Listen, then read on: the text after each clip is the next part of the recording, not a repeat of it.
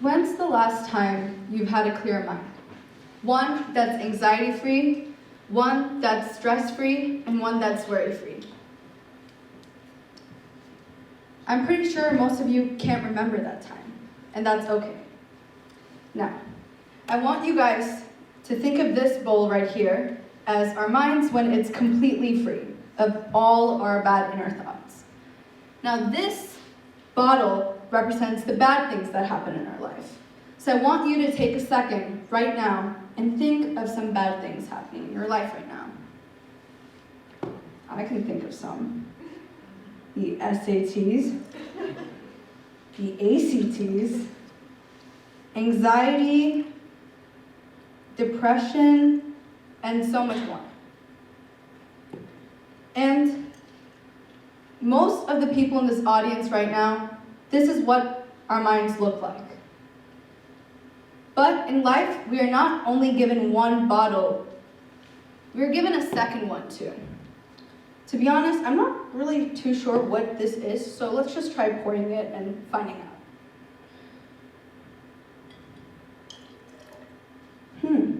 It's getting a little bit lighter. Let's try some more. That can't be right.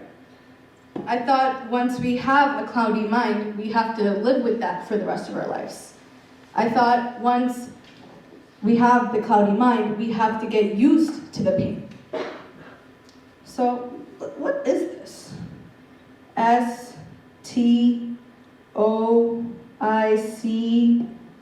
Stoicism? Stoicism. Stoicism is what saved me and can also save you. So, how did it save me? By the end of 8th grade, I was faced with 3 horrifying words. We are moving. And this wasn't just moving down a couple blocks down the road. This was literally moving to the other side of the world, to India. To be precise, 8,431 miles away. I was now that many miles away from my goals and my aspirations.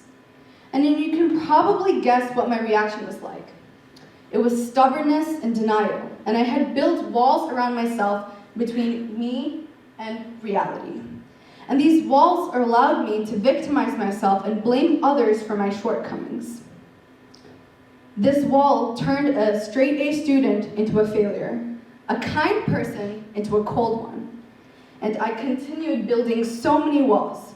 But no matter the amount of walls I built, each one came falling down. Every single one. But like I told you previously, Stoicism saved me. Now what is Stoicism? Stoicism is a philosophy created by the trader named Zeno. And he went through something similar to me. He got into a shipwreck, and you can see by my beautiful drawing right there. And he lost all his goods that he had worked his entire life for. How did he react? The opposite of me. He went and studied great works from different philosophers and eventually cultivated his very own, Stoicism. And he birthed famous Stoics such as Epictetus, Seneca, Marcus Aurelius, and the Terminator. Today, I'm going to be taking you on a journey back to time to review 3 of the many principles displayed by one of the greatest Stoics of all time, Marcus Aurelius. Now, we all know the devastating nature of viruses, plagues, and flus. We have seen it happen many times throughout history.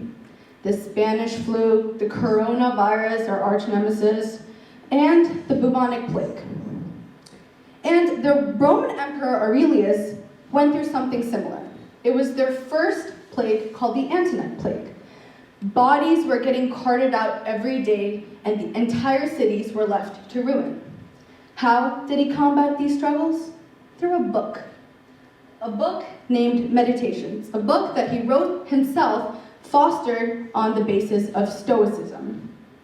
And one of the first principles he mentions is our life is what our thoughts make it.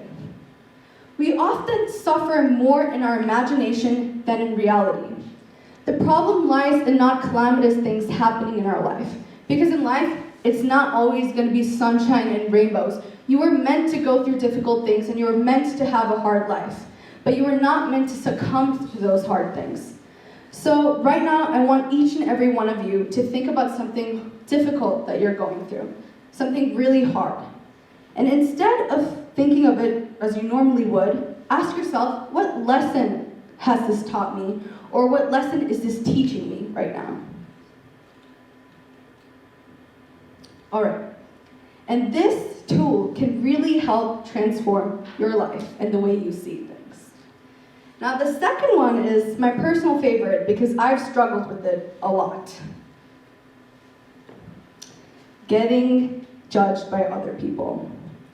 Now, by a show of hands, how many of us have backed out of doing something from the simple fear of being judged? A lot of us, including myself. I wasn't even sure I was going to sign up for this TEDx event because I was fearing to talk in front of many people, and I didn't want to do this. But Aurelius urges us to dissect the insignificance of societal judgment. People judge you because they themselves aren't fulfilled in their own lives.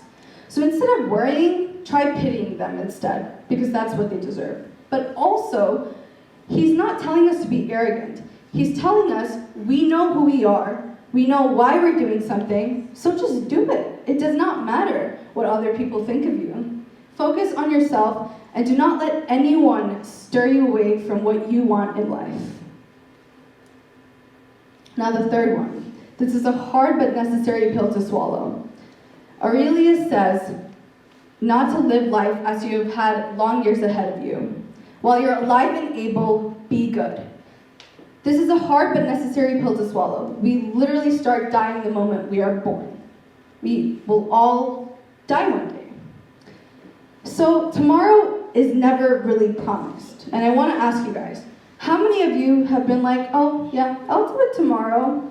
So you set an alarm for 4 a.m., and then you wake up, and then all the motivation is dead. So you end up waking up at 12 instead. I have. I've done it countless times.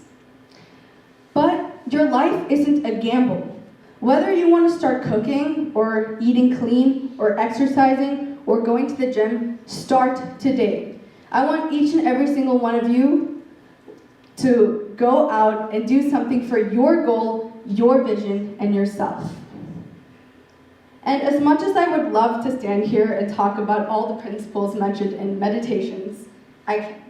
So I urge every single one of you to go ahead and read the book yourself and apply those concepts to your life. And remember, just as this vessel was able to become clear, and just as I was able to transform my life, so can you. You have the power to do that and so much more. Thank you.